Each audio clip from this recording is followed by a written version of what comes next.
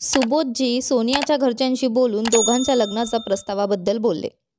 सोनियाचे आईवडील आधीच तिच्यावर नाराज होते, त्यामुळे तेही कोर्ट मॅरेजसाठी तयार झाले. सोनियाला कळाले की तिचे लग्न रेयांशसोबत होणार आहे, पण तिच्या चेहऱ्यावर ती आनंदाची छटा नव्हती, जी असायला हवी होती.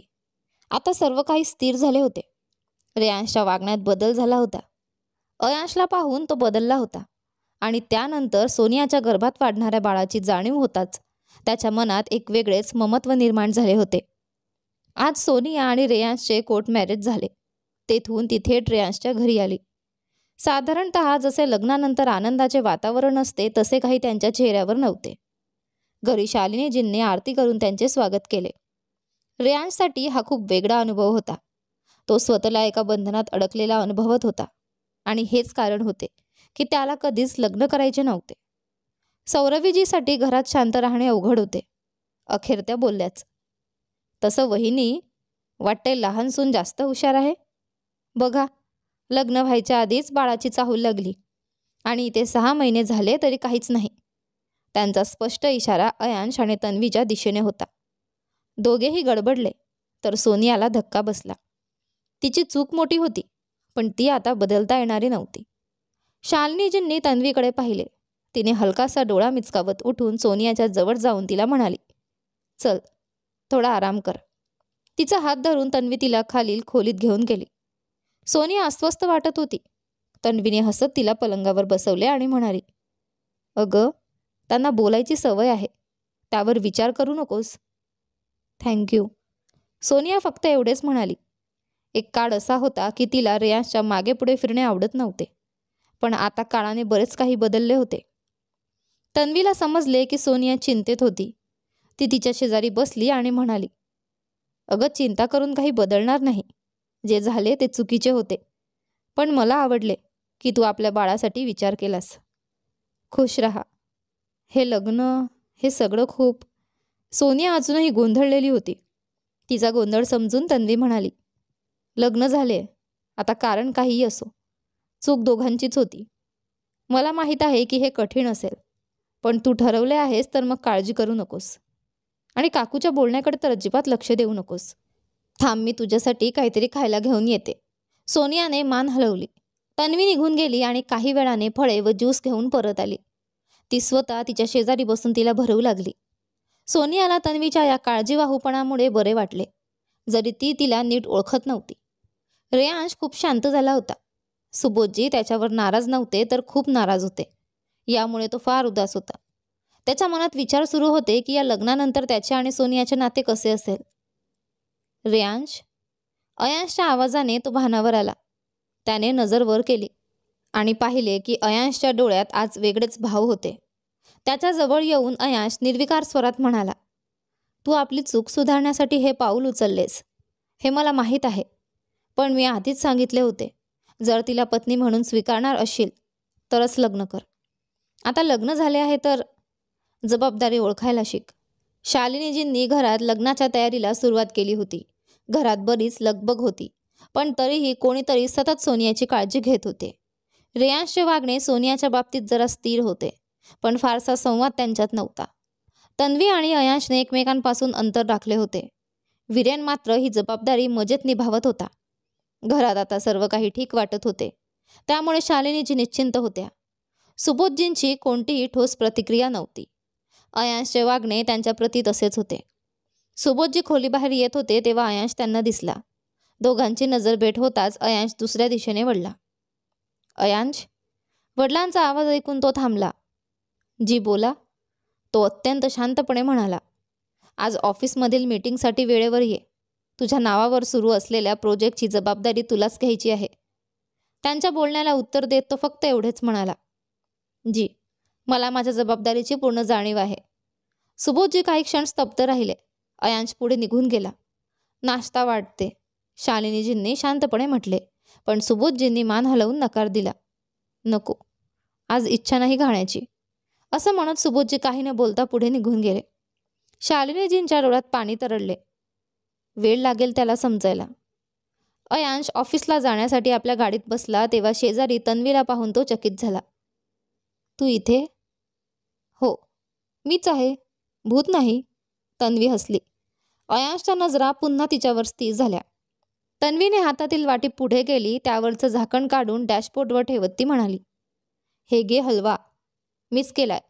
तुझ्या जाण्याआधी तुला द्यायचा म्हणून इथेच थांबले होते. डोकं चांगलंच चालतंय.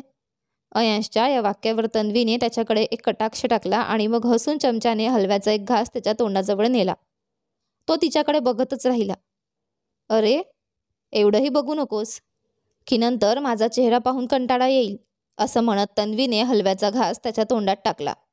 अयांशच्या चेहऱ्यावर उमटणारे भाव तन्वी बारकाईने पाहत होती. जेव्हा तो काही बोलला नाही तेव्हा तन्वी थोडी चिंताग्रस्त झाली आणि म्हणाली, चांगला नाही झाला का? खरं तर मला हे बदाम हलवाच वगैरे बनवायचं फारसं येत नाही. तुझ्या आईकडून कळालं की तुला खूप आवडतो म्हणून प्रयत्न केला. श्श, किती बोलतेस तू? अयांशने तिच्या हातातून चमचा घेतला आणि अजून एक घास भरत तो म्हणाला, खरंच मस्त झालं आहे. त्याच्या डोळ्यात थोडेसे आश्चर्य होते. हे मीच बनवलंय. तन्वीच्या या वाक्यावर तो हसला. मलाही तसंच सांगितलं गेलंय. तो मिश्किल म्हणाला. ओ हॅलो, मीच बनवलंय. तन्वीने त्याला रोखून पाहिलं. अयांश तिच्या जवळ जाऊन हळूच म्हणाला, हलवा मस्त झालाय, पण बहाणा त्याहून भारी आहे. तन्वी घाईघाईने उठायला लागली, पण अयांशने तिचे मनगट धरले आणि म्हणाला, तन्वी सिन्हा फक्त 10 दिवस. त्याच्या या शब्दावर तन्वीच्या हृदयाची धडधड वाढली. अयांशने हलकीशी स्मितरेषा उमटवत तिला ती वाटी दिली आणि पुन्हा हळू आवाजात म्हणाला, तसं लाजल्यावर अजून सुंदर दिसतेस. तन्वीच्या गालांना गुलाबी छटा आली. स्वतःला सावरत ती म्हणाली, मी लाजत नाहीये तुझ्यामुळे. असं म्हणत ती पटकन गाडीतून बाहेर पडली. अयांशच्या ओठांवर हसू पसरलं. ती नजर खाली झुकवणं, माझ्या धडधडीला वाढवणं अदा आहे माझ्या जीवाची. माझ्या ओठांवर हसू उमटवणं. घरात लग्नाच्या तयारीच्या गडबडीमध्येही सोनिया हळूहळू सगळ्यांमध्ये मिसळायला लागली होती. शालिनीजी आणि तन्वीच्या सोबत तिलाही बरे वाटत होते. सोनियाला तिच्या खोलीत बसवून तन्वीने तिला नारळ पाणी दिले. मन नाही आहे. सोनियाने चेहरा वाकडा तिकडा केला. तन्वीने ग्लास टेबलावर ठेवत म्हटलं, थोडं तरी पी. तिने थोडं पाजल्यानंतर सोनियाने विचारलं, मी तुला वहिनी म्हणू का? तन्वीने थोडं गोंधळून पाहिलं, पण मग मान हलवली. सोनिया हसत म्हणाली, खरं सांगू का, मला मोठं कुटुंब आवडत नव्हतं. घरी फक्त आई बाबा होते आणि तेही त्यांच्या कामात व्यस्त असायचे. पहिल्यांदाच इतकं छान वाटतंय. तन्वीनेही हसत तिची मान हलवली. एक विचारू? तन्वीने विचारले. सोनियाने होकार दिला तेव्हा तन्वीने हलकेच तिच्या पोटाकडे इशारा करत हळू आवाजात विचारले, रेयांश खरंच आनंदी आहे ना या बाळाबद्दल? माहीत नाही. सोनियाने लहानसं उत्तर दिलं. तिला जास्त विचारून अस्वस्थ करायला नको म्हणून तन्वीने फक्त डोळे मिटून मान हलवली. त्याचवेळी रेयांश खोलीत आला. तन्वी लगेच उठून बाहेर निघून गेली. रेयांशच्या चेहऱ्यावरही एक अनोखा भाव उमटला. त्यांच्या नात्यात जे घडलं होतं ते काही साधं नव्हतं. त्यामुळे त्यांचं नातंही सहज सोपं होणं शक्य नव्हतं. सोनियाने त्याच्याकडे कटाक्ष टाकला आणि उठायला लागली. तेव्हा रेयांश शांतपणे म्हणाला, बसून राहा ना. ती शांतपणे पलंगाला टेकून सावकाश बसली. त्यांच्या दोघांमध्ये आता सगळं काही बदलल्यासारखं वाटत होतं. रेयांश काही बोलू शकत नव्हता. अयांशच्या शब्दांचा विचार करत त्याने सोनियाच्या दिशेने पाऊल टाकलं. सोनिया, मला वाटतं आता तुला जास्त विचार करण्याची गरज नाही. मी विचार करत नाही. सोनियाने थोडक्यात उत्तर दिलं, ज्यावर रेयांश शांत झाला. घड्याळाकडे पाहताच सोनियाने विचारलं, आज घरी कसा काय? जस्ट शटअप, रेयांशने चिडून म्हटलं, ज्यावरती हसली. मी काही चुकीचं बोलले का? लक्षात आहे मला. तरीसुद्धा तू जाऊ शकतोस. राईट. आणि हे लक्षात ठेव, लग्न झालं म्हणजे मी तुझ्या कंट्रोलमध्ये येणार नाही. रेयांशने स्वतःची जॅकेट सोफ्यावर टाकली आणि बाथरूमकडे निघाला. सोनिया तशीच बसून राहिली. थोड्या वेळाने तो बाहेर आला आणि ती अजूनही तिथेच बसलेली पाहून चिडून म्हणाला, आता झोपायला हरकत नाही. तू मला शिकवू नकोस की मला काय करायचं आहे. सोनियाच्या या बोलण्यावर रेयांश संतापला. तिच्याजवळ येऊन तिला रोखून पाहत तो म्हणाला, बायको झालीस म्हणजे खूप माज चढलाय. नाही, खरं तर जो माज मारला गेला तो आता पूर्णपणे नाहीसा झालाय. आणि लक्षात ठेव, हे लग्न तू फक्त आपल्या बाळासाठी केलंय, त्यामुळे माझ्यापासून दूरच राहा. सोनियाने थेट त्याच्या डोळ्यात डोळे रोखून खूपच कठोर शब्दात सांगितलं. आज पहिल्यांदा तिने असे बोलण्याचं धाडस केलं होतं. रेयांश तिला घुरत पाहू लागला. त्याने तिच्या गालावर हात ठेवत तिचा चेहरा जवळ आणला आणि तिच्या ओठांवर हलकासा स्पर्श करून लगेच बाजूला झाला. खूप अकड आहे माझ्याकडे स्वतःसाठी. त्यामुळे ती स्वतःजवळच ठेव, मला देण्याची गरज नाही. सोनिया त्याच्याकडे बघत राहिली. मग ती न थांबता पलंगावर झोपली. रेयांशने एसीचं तापमान सेट करून तिच्या पायाजवळ येत ब्लँकेट नीट करत असतानाच त्याचा हात थांबला. त्याने हळूच तिच्या पोटावर हात ठेवला आणि एक अनोखा अनुभव जाणवला. अनायासच त्याने तिच्या पोटावर अलगद ओठ टेकवले आणि दूर झाला. सोनियाच्या डोळ्यात अश्रू तरळले. रेयांश गोंधळलेल्या मनाने तिच्या बाजूला येऊन बसला आणि हलकेच तिचे केस सारले. तिच्या गालावर ओघळलेला अश्रू पाहून त्याने तिच्या कपाळावर एक सौम्य किस केलं. I am sorry. सोनियाच्या चेहऱ्यावर एक शांत भाव उमटला. शालिनीजींनी नेहमीप्रमाणे आजही सुबोधजींना त्यांची औषधं दिली आणि दुधाचा ग्लास टेबलावर ठेवला. त्या आनंदी होत्या, कारण जे काही झालं ते चुकीचं होतं, पण आता हळूहळू सगळं सुरळीत होतं. सुबोधजींकडून होणाऱ्या प्रयत्नांमुळे त्यांना समाधान वाटत होतं, पण मनातला सल अजूनही कायम होता. 25 वर्षे उलटली आणि जर त्यांनी एकदा ऐकण्याचा प्रयत्न केला असता तर कदाचित परिस्थिती इतकी बिघडली नसती. शालू. सुबोधजींच्या आवाजाने त्या त्यांच्याकडे वळल्या. ते त्यांच्या खोलीच्या मोठ्या खिडकीजवळ उभे होते. जी. त्या त्यांच्याजवळ आल्या. बाहेर लॉनमध्ये असलेले फुलांचे झाड पाहत त्या मंद हसल्या आणि म्हणाल्या, हे सगळं पाहत आहे पहिल्यांदाच. याआधी तुझं लक्ष केलं नाही आणि मीही जाऊ दिलं नाही. असो, अयांशच्या लग्नाच्या तयारी सुरू आहे. त्याचबरोबर रेयांश आणि लहान सुनबाईच्या रिसेप्शनचीही सोय करून घे, सुबोधजींनी शांतपणे सांगितलं. त्यांच्या बोलण्याने शालिनीजी आश्चर्यचकित झाल्या. खरंच तुम्ही तयार आहात? सुबोधजींनी हलकच डोळे मिटले. त्यावर शालिनीजींच्या चेहऱ्यावर आनंद उमटला. बरं झालं, तुम्ही मान्य केलंत. चांगलं आहे, आता सगळं व्यवस्थित होत आहे. सुबोधजी त्यांना आनंदी पाहून मंद हसले. त्यांना हे उमगलं होतं की एक चुकीचा निर्णय पुन्हा त्यांच्या कुटुंबाला तोडून टाकू शकतो. शालिनीजी त्यांच्याकडे पाहून म्हणाल्या, एक विचारू का? सुबोधजींनी होकारार्थी मान हलवली. काही क्षण त्या गप्प राहिल्या आणि मग हळू आवाजात म्हणाल्या, तुम्ही खरंच हे सगळं, म्हणजे घराची प्रतिष्ठा, हे स्वीकारत आहात? शालू, हेच तर तुला नेहमीपासून हवं होतं, नाही का? त्यांच्या बोलण्यावर त्या शांत झाल्या. त्यांना विश्वास बसत नव्हता. सुबोधजींनी हलकेच त्यांचा हात धरायला प्रयत्न केला, पण त्यांनी मागे हटत म्हणाल्या, माफ केलंय तुम्हाला. इतकंच बोलून त्या बाजूला झाल्या. राग नक्कीच ओसरला होता, पण मनाला लागलेलं दुखणं अजूनही कमी झालं नव्हतं. त्या पलंगावर जाऊन एका बाजूला झोपल्या, पण जुन्या आठवणी डोळ्यांसमोर आल्या म्हणून परत उठून बसल्या. तेव्हाच सुबोधजी त्यांच्याजवळ थोड्या अंतरावर बसले आणि म्हणाले, माफ करण्यामध्ये आणि संपूर्ण माफ करण्यामध्ये खूप फरक असतो आणि मला तो फरक समजतोय शालू. कदाचित मी लायक नसेन. तुझं म्हणणं योग्य आहे. आयुष्यातल्या अडचणींमध्ये मी स्वतःला इतकं हरवून बसलो की ऐकण्याची, समजण्याची कुवतही राहिली नाही. मी स्वतःला बरोबर ठरवण्याचा प्रयत्न करत नाही. पण एक प्रश्न विचारू का? आपल्यामधल्या अंतराला वाढवण्यात तुझाही काही वाटा नाही का?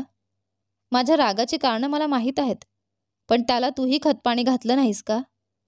बाबांच्या मृत्यूनंतर आणि जे काही घडलं त्यानंतर मी चूक केली हे मान्य आहे, पण त्यानंतर तू काय केलंस? फक्त अंतर वाढवलंस. तुला भीती होती ना की मी सगळं संपवून टाकीन? त्यांच्या या बोलण्यावर शालिनीजींच्याकडे काही बोलण्यासाठी शब्द नव्हते. डोळ्यांतून वाहणारे अश्रू पुसत त्या हळू आवाजात म्हणाल्या, हो, माहीत होतं मला. म्हणूनच मी कधी तुझ्या चुकीचा फारसा उल्लेख केला नाही. मला भीती होती की खरंच जर तुम्ही सगळं संपवलंच तर. राग होता, पण कमीत कमी तुम्ही माझ्यासोबत होता. पण जर. त्या बोलत असताना त्यांनी सुबोधजींच्या हातावर आपलं डोकं टेकवलं आणि पुढे म्हणाल्या, तुमचा राग मी सहन केला. अयांशला तुमच्यापासून दूर कधी करायचं नव्हतं, पण वाटलं कदाचित. पण तुम्ही चिंता करू नका. आपला अयांश खूप समजूतदार आहे. तो नक्कीच समजून घेईन. सुबोधजींच्या चेहऱ्यावर एक समाधान झळकले. अनेक वर्षांनंतर आयुष्यात जो जोडीदार असण्याचा भाव हरवत चालला होता, तो पुन्हा निर्माण होत असल्यासारखं वाटत होतं.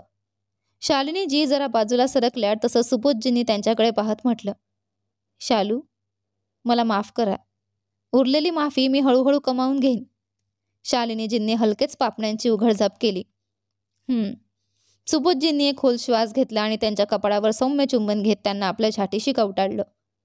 लग्नाच्या तयारी जोमाने सुरू होत्या. अयांश आणि तन्वी जेव्हा जेव्हा समोरासमोर यायचे तेव्हा कुणी ना कुणी मध्ये यायचं आणि बहुतांश वेळा ही जबाबदारी वीरनच घेत असे.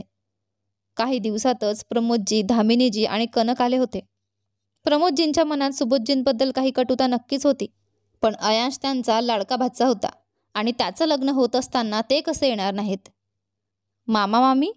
अयांश आनंदाने धावत जाऊन त्यांच्या गळ्यात पडला. धामिनीजींना जेव्हा शालिनीजींकडून अयांशच्या चिंतेबद्दल कळाले होते तेव्हापासून त्यांना अस्वस्थ वाटत होते, पण आज त्याला इतका आनंदी पाहून त्या अतिशय खुश झाल्या. हाय माझं बाळ, कोणाची नजर लागू नये. त्यांनी झटकन त्याच्या नजरा काढल्या. अयांश हसू लागला तेव्हाच वीरेन तिथे येत म्हणाला, मामी, आता तुमचं बाळ खूप मोठं झालं आहे. माझ्यासाठी तर तुम्ही नेहमी लहानच राहणार. आणि तू एकदाही भेटायला का नाही आलास? धामिनीजींनी त्याचे कान हलकेच ओढले, ज्यावर वीरेने तोंड वाकडं करत उत्तर दिलं, हो तर येणारच होतो, पण आधी हे कान सोडा. घरात आनंदी वातावरण होतं. शेवटी आता सगळं सुरळीत होतं. साखरपुड्याच्या विधीसह लग्नाच्या तयारीला सुरुवात झाली होती. विधी व्यवस्थित पार पडत असताना घरात काही लोक रेयांश आणि सोनियाबद्दल कुजबूज करत होते, पण सुबोधजींनी त्याकडे पूर्णपणे दुर्लक्ष केलं. अंगठी घालताना अयांश तन्वीसमोर थोडा झुकला, पण त्याच्या गुडघ्यावर बसताच तन्वी गोड हसत म्हणाली, थँक्यू सो मच माझ्या आयुष्यात आल्याबद्दल. हॉल टाळ्यांच्या आवाजाने दुमदुमला, पण त्याहून वेगाने अयांशचं हृदय धडकत होतं. तन्वीने असत त्याला अंगठी घातली. ही विधी अगदी उत्तम पार पडली. यानंतर वीरेनने अयांशला चिडवायचा एकही मोका सोडला नाही. पाहून घे भाऊ, अशी मुलगी प्रत्येकाला मिळत नाही. वीरेनच्या बोलण्यावर अयांश काही उत्तर देणार इतक्यात तन्वीच म्हणाली, असा मुलगाही प्रत्येकाला मिळत नाही. मला मिळालाय, माझं नशीब चांगलं आहे, त्यामुळे स्पेशल फिर तर करवायलाच पाहिजे. अयांशच्या ओठांवर एक मोठं स्मित उमटलं. हो, पण कधी एकदा माझा हा मित्र हे समजून घेतोय असं वाटतंय. वीरेनने टोमणा मारला, ज्यावर पुन्हा तन्वीने उत्तर दिलं, काय आहे ना, तुमच्या मित्राचे ओठ काही बोलत नाहीत, पण त्याच्या डोळ्यांमध्ये सगळं स्पष्ट दिसतं. अयांशचं हृदय एक क्षणासाठी थांबल्यासारखं वाटलं. त्याने तन्वीच्या डोळ्यात पाहिलं, पण ती गोड हसत पुढे निघून गेली आणि त्याच्या चेहऱ्यावर खूप मोठी स्माईल उमटली. मेहंदी लावलेल्या तन्वीचे हात पाहून अमायरा हसून म्हणाली, वहिनी, किती छान डिझाईन आहे ना. तन्वीने गोड हसत मान हलवली. दुसऱ्या दिवशी तिचं लग्न होतं. मनात एक वेगळाच आनंद होता, पण आई वडिलांची आठवण येऊन तिच्या डोळ्यात थोडं दुःखही झळकत होतं. तन्वी, जरा उठ. शालिनीजींच्या आवाजावर अमायरा आणि तन्वी उठल्या. बडी मम्मा, हे काय आहे? अमायराने त्यांच्या हातातली वाटी पाहत विचारलं. शालिनीजींनी असंच सांगितलं, हळदी आहे, उद्या लग्न आहे ना, हे लावलं तर चेहऱ्यावर छान निखार येईल. ओहो, म्हणजे हे आहे आईच्या सौंदर्याचं गुपित. तन्वी डोळे मिचकावत म्हणाली. शालिनीजी हसल्या. ही मुलगी आणि तिच्या गप्पा. अयांशच्या खोलीत वीरेन त्याच्यासोबत होता. तो झोपायचा प्रयत्न करत होता, पण उद्या त्याचं लग्न होतं, तेही तन्वीसोबत, जिच्याशी तो नेहमीपासून लग्न करायचं स्वप्न पाहत होता. यावेळी दोघांचंही मन तयार होतं. दोघेही आनंदी होते. घरातला माहोलही बदलला होता. त्याची आईसुद्धा किती आनंदी होती याचा अयांशला खूप आनंद होता. वीरेन जांभई देत म्हणाला, काय रे, आता तरी झोपणार का, की असंच हसत हसतच रात्रभर काढणार? अयांशने त्याला घट्ट मिठी मारली. थँक्यू आणि सॉरी पण. वीरेन हसत म्हणाला, अरे बाबा बस कर, एवढा मेलोड्रामा नको. सोनिया उठली. जांभई देता तिच्यासमोर ज्यूसचा ग्लास दिसला. रेयांशला पाहताच ती चिडून म्हणाली, तू हा बीटरूट ज्यूस परत घेऊन जा, नाहीतर तुझ्या संगावर ओतून टाकेल. बेबी, हे हेल्दी आहे. रेयांशने तिला कसं तरी पिण्यासाठी समजावायचा प्रयत्न केला, पण सोनियाचं तोंड वेंगुळलंच राहिलं. पहिल्यांदा मला फ्रेश होऊ देणार? मी कधी मनाई केली का? जास्त ॲटिट्यूड दाखवायची गरज नाही. तुलाही नाही. त्याला घुरून पाहत सोनिया बाथरूममध्ये निघून गेली. रेयांशने खांदे उडवत म्हणाला, हेच ते कारण आहे. मला हे लग्न आणि हे सगळं फारच डोक्याला जातं. अयांशच्या खोलीत त्यावेळी कोणीच नव्हतं. सुबोधजी आत आले आणि त्यांनी टेबलावर एक पगडी ठेवली. ते काही न बोलता तिथून निघून जाणार होते, कारण त्याला काही सांगितलं तर दोघांचाही मूड खराब होण्याची शक्यता होती. इतक्यात बाथरूमचा दरवाजा उघडला. अयांश बाहेर आला. मरून रंगाची शेरवानी आणि बादामी रंगाचा पायजमा घातलेला अयांश पाहून सुबोधजींचे पाय क्षणभर थांबले. अयांशनेही त्यांच्याकडे पाहताच स्तब्ध झाला. रेयांशला नेहमी जवळ ठेवलं. त्याच्या प्रत्येक हट्टाला होकार दिला, पण एका वडिलांसाठी सर्व मुलं समान असतात.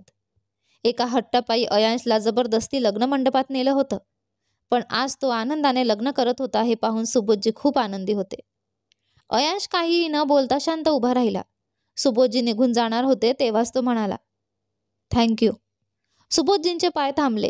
त्यांनी मागे पाहिलं तर अयांशच्या हातात तीच पगडी होती. त्यांच्या चेहऱ्यावर हलकेसे हसू उमटले. ते पुन्हा पुढे आले आणि काहीही न बोलता त्याला बसण्यास सांगितलं. अयांशही शांतपणे बसला. त्याच्या डोक्यावर पगडी बांधताना सुबोधजींच्या मनात त्याच्या लहानपणीच्या आठवणी ताज्या झाल्या. त्यांना पहिल्यांदा पप्पा म्हणण्याचा तो क्षण त्यांच्या डोळ्यात पाणी आणून गेला. पण आता तर तो साधं हे एक शब्दही म्हणत नव्हता. सुबोधजींनी पगडी घातली आणि आपल्या भावना दाबून ते म्हणाले, वेळेवर ये. अयाशनेही फक्त एवढेच म्हणाले, पप्पा. जाताना अयाशने त्यांच्याकडे बघून हाक मारली. सुबोधजींना हे ऐकून छान वाटले. तो फार कमी वेळा त्यांना असे बोलायचा. त्यांच्या जवळ जाऊन अयाशने त्यांच्या कुर्त्याचा कॉलर नीट केला. आईसारखेच तुम्हीही माझ्यासाठी खूप महत्त्वाचे आहात. पण सध्या मला काही बोलता येणार नाही. सुबोधजी एवढ्यानेच आनंदी झाले. त्यांनी अयाशच्या खांद्यावर थोपटले आणि निघून गेले. बाप लेकाच्या नात्यात काही काळाने एक अंतर येतेच. जिथे ना वडील सहज प्रेम व्यक्त करू शकतात, ना मुलगा आपल्या भावना मोकळेपणाने सांगू शकतो. मंडप अतिशय सुंदर सजवले होते. लग्नाच्या सगळ्या परंपरा जशा उत्तम पार पडल्या होत्या, तसेच लग्नही आनंदात होणार होते. पाहुणेही जमले होते. प्रमोदजींना सुबोधजींबद्दल असलेली कटुता बहिणीला आनंदी पाहून थोडी कमी झाली होती, पण पूर्णतः नाहीशी झाली नव्हती. समोरासमोर आल्यावर दोघेही अस्वस्थ होत होते. मामा. अयांश प्रमोदजींकडे गेला. त्याला पाहून ते हसले. शेवटी तुझं लग्न होतंय. अयांशने असं त्यांना मिठी मारली. त्याने पाहताच प्रमोदजींच्या चेहऱ्यावरचे हास्य आणखी वाढले. हे पाहून सुबोधजींना काहीशी पोकळी जाणवली. मामासोबत काही वेळ घालवल्यावर अयांश म्हणाला, आज तुमचे आशीर्वाद घेतले पाहिजेत. आणि तो वाकून त्यांच्या पाया पडला. प्रमोदजींनीही हसत त्याला आशीर्वाद दिला. स्टेजवर बसलेला अयांश तन्वीची वाट पाहत होता. शालिनीजी, अमायरा आणि तन्वी एकत्र खाली उतरल्या. सोनेरी लाल रंगाच्या सुंदर लग्नाच्या जोड्यात तन्वी अप्रतिम दिसत होती. अयांशच्या हृदयाचे ठोके वाढू लागले. जसजशी ती जवळ येत होती, त्याला एक वेगळाच सुखद दडपण जाणवत होतं. स्टेजवर पोहोचण्याआधी अयांश तिच्यासमोर गेला आणि तिने सहजपणे त्याचा हात धरला. दोघेही खूप सुंदर दिसत होते. वरमालानंतर त्यांना मंडपात नेण्यात आले. प्रत्येक विधी अतिशय शुभ पद्धतीने पार पडत होती. याआधी ज्या परिस्थितीत त्यांचे लग्न झाले होते, ते केवळ नावापुरते होते. त्यात कुठलाही आनंद नव्हता. पण आज परिस्थिती बदलली होती. आज सगळे खूप आनंदी होते. 7 फेऱ्यांमध्येही दोघांनी हात घट्ट धरले होते. आजच्या या शुभक्षणी प्रत्येकाच्या चेहऱ्यावर आनंद होता. लग्न संपन्न झाले. सुबोधजींविषयी असलेल्या नाराजीने अजून त्याच्या मनात पूर्णपणे जागा सोडली नव्हती. पण शालिनीजींसाठी त्याच्या वागण्यात थोडासा बदल नक्की झाला होता. गृहप्रवेश विधीत दोघांचे स्वागत झाले. आईवडिलांची कमतरता जाणवत होती, पण तन्वीने स्वतःला सावरले. सोनियाही आता अमायरासारखीच तिच्याशी खूप जवळची झाली होती. तिला आता जाणवू लागले की ती तन्वीबद्दल किती चुकीचा विचार करत होती. लग्नानंतरच्या काही छोट्या विधींनंतर सगळं काही आटोपलं. आधीच्या लग्नावेळी या घरात एक वेगळं स्तब्ध वातावरण होतं, पण आज घरभर आनंदाचे वारे वाहत होते. तन्वी खोलीत पलंगावर बसली होती. सुशोभित खोलीत तिचं मन वेगळ्या गतीने धावत होतं. याआधीही ती याच खोलीत होती, पण त्यावेळी मनात काहीच नव्हतं. तेव्हा तिच्या डोळ्यात केवळ रिकामेपणा होता. पण आज लाजेने तिच्या नजर झुकल्या होत्या. हृदयाची धडधड वाढली होती. तिने खोल श्वास घेत स्वतःला सावरले. इतक्यात दरवाजा उघडल्याचा आवाज आला आणि पुन्हा तिच्या हृदयाची गती अनियंत्रित झाली. अयांश आत आला. दोघांच्या नजरा भेटल्या आणि त्याच लयीत हृदयाचे ठोके वाढू लागले. त्याने दरवाजा अलगद बंद केला आणि तन्वीच्या दिशेने हळूहळू पुढे गेला. तन्वीच्या नजरा त्याच्याशी भिडू शकत नव्हत्या. तिने ओढणीच्या गाठीशीच आपली नजर रोखली. अयांश तिच्या जवळ येऊन बसला. तन्वी नजर चुकवत होती, पण जसजसा तो तिच्या जवळ आला, तिच्या श्वासांचा वेग वाढत गेला. तन्वी.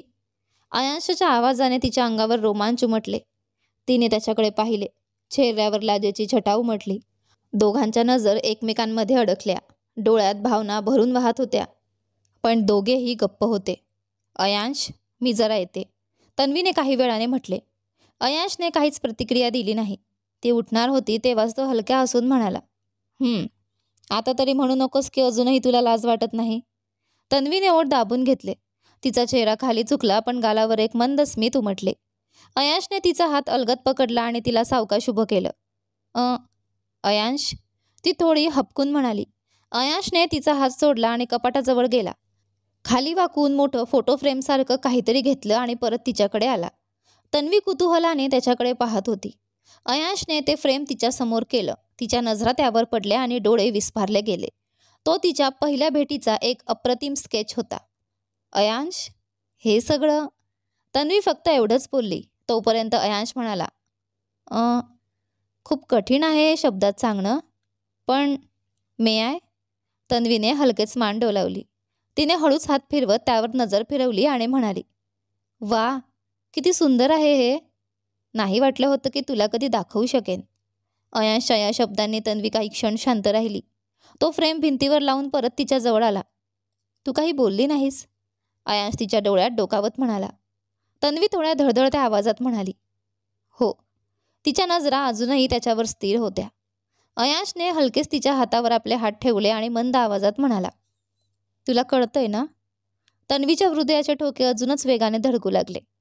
हो, ती अलगद पुटपुटली. त्या क्षणी त्यांच्या डोळ्यात साठलेले असंख्य शब्द मौनातच व्यक्त होत होते. हो, धडधडत्या हृदयाने ती म्हणाली. पण नजर एका क्षणासाठीही त्याच्यापासून हटली नाही, कारण यावेळी ती सर्व काही ऐकू इच्छित होती. अयांशने एक खोल श्वास घेतला. त्याच्यासाठी हे बोलणं खूप अवघड होतं. तिचा हात अलगद सोडत तो थोड्या शांत सुरात म्हणाला, तो पहिला दिवस जेव्हा तुझी भेट झाली तेव्हा कल्पनाही केली नव्हती की असं काही कधी घडेल. लोकांशी जोडणं माझ्यासाठी कठीण होतं. वीरेन सोडला तर मित्रसुद्धा फक्त औपचारिकतेपुरते होते. घरातच जेव्हा आईबाबांसोबत तसं नातं नव्हतं तर इतर कुणाशी कायच होणार. सामान्यतः मी असाच आहे, फारसं बोलत नाही, पण तुझ्यासमोर शांत राहावंसं वाटायचं, तुझं ऐकायला आवडायचं.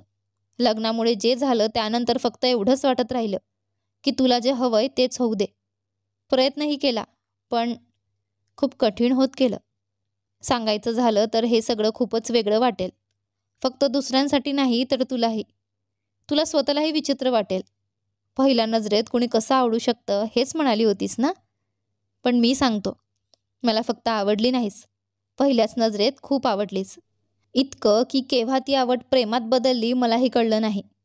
मला माहीत नाही प्रेम कसं केलं जातं, कसं निभावलं जातं.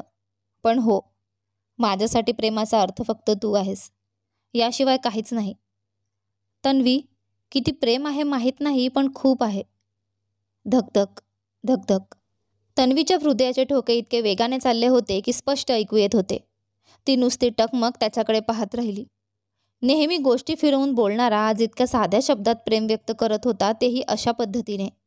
त्याच्या डोळ्यात एवढं प्रेम होतं की तन्वी नकळतच त्याच्या मिठीत सामावली. I love you. त्याच्या छातीला बिलगत इतकंच पुटपुटलं आणि डोळे मिटून त्याच्या हृदयाची धडधड, त्याचा सुगंध, त्याचा स्पर्श आणि त्याचं अस्तित्व जाणवू लागली. अयांशही तिला मिठीत घेत सुखावल्यासारखा वाटत होता. घरात आता सगळं ठीक झालं होतं. सुबोधजींना प्रमोदजींसोबत पाहून शालिनीजींच्या चेहऱ्यावर आनंद झळकला. शेवटी इतक्या वर्षांनी का होईना पण सगळं व्यवस्थित झालं होतं. यानंतर पुढे काय झाले ते पहा आपल्या या कथेच्या पुढच्या आणि शेवटच्या भागात.